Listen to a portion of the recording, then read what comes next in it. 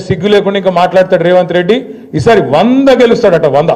అందుకే నేను చెప్పిన 100 నీ బొందనా అని చెప్పిన. నేను నిజంగా కూడా ఇప్పుడు మరి ఆయనకు నాకు ఇట్లా మాట్లాడేది ఇష్టం ఉండదు నిజానికి, కానీ ఆయనకు ఆయన భాషనే అర్థమవుతుంది.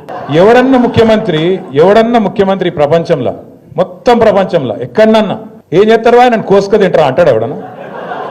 అంటాడా అసలు? ఎవడన్నా పుత్తున్నాడు?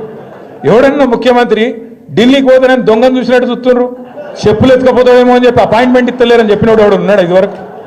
అందుకే నేను అన్నా, ఉత్తగానే అంటలేను, ఉత్తగానే ఆయన తిట్టాలనే నోటి తీటతో అంటలేను. ఎన్టీ రామారావుని చూసినాం, చంద్రబాబు నాయుడిని చూసినాం, రాజశేఖర రెడ్డిని చూసినాం, రోషయ్య గారిని చూసినాం, కేసీఆర్ గారిని చూసినాం, ఇవాళ ఈయన చూస్తాను. చూసినాక ఏమనిపిస్తుంది మరి? గిసొంటి మాటలు మాట్లాడేటోడు తెల్లారు లేస్తే పనికి మాలిన మాటలు నోరు ఇప్పితే పాపం ఇవాళకెళ్ళి డ్రైనేజ్ కంపు తప్ప ఇంకోటి రాదు.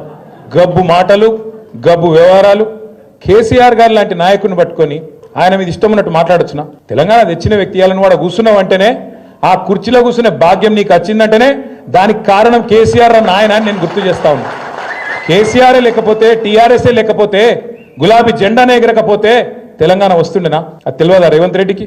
ఇలా పని చేసిపోయినట్టే కదా హరీష్ అన్న కింద మన జీవన్ లెక్క ఆయన కూడా శిష్యుడుండే. హరీష్ అన్న మంత్రి అయిన రోజు డాన్సులు కూడా చేసిండు ఇక్కడనే. ఇవాళ ఆయన పెద్ద పోటుగాని లెక్క హరీష్ రావు నువ్వు ఇట్లా అట్లా అని నోటికి వచ్చినట్టు మాట్లాడతాడు. నేనేమంటున్నా అంటే అధికారం రాగానే ఎగిరెగిరి పడితే మేము కూడా ఉన్నాం 10 ఏళ్ళు మంత్రులుగా, కానీ ఎప్పుడు కిసంటి పనులు చేయలేదు కదా, ఇంత లేఖిగా మాట్లాడలేదు.